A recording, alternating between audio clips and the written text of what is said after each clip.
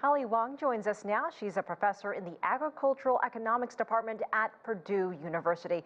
Professor, what do you think is behind the growing popularity of plant-based meat in China?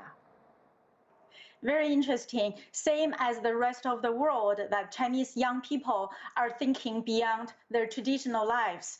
And in the world, actually, the vegetarian meat is for environmental concerns, for ethic concerns like animal welfare, and for those concerns, the young Chinese people are thinking the same way. And they are trying to try new things. However, in China, with this traditional large consumers, and I'm not sure if they understand what is the motivation behind that. So it sounds like right now it's the industry who are pushing this new concept and testing this new market. Well, talk to us about some of the healthy food trends in China. Vegetables, we know, have always been a big part of the diet there in many, many dishes. But what else is there, including exported foods? So actually, there are a lot of Chinese vegetarians. Some of the religions, like the Buddhists, they don't eat meat. And also, there is a belief that vegetarians are healthier without the cholesterol, without fat and those nutrients. But of course, they need more science based on that, whether the current plant-based meat is also as healthy as the natural plant-based food. Well,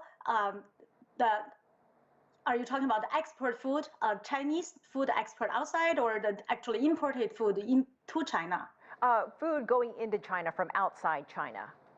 Yes, that's what I'm thinking you're talking about. Yes, so China has been a big food importing country, a grain-based, basically, because China is the large population, but now it's not just the raw grains, the oil seeds, and the feed to feed its livestock industry, and it's also the process, the food, and new technology and new concepts of food. So Chinese consumers, and they are entering the,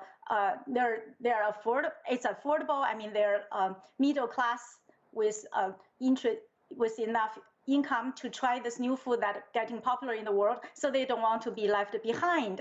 So I think they're also getting influenced about the overnutrition issues, like obesity issues and other health issues caused by too much meat. So I think the healthy effects of the plant-based meat is a new concept to sell.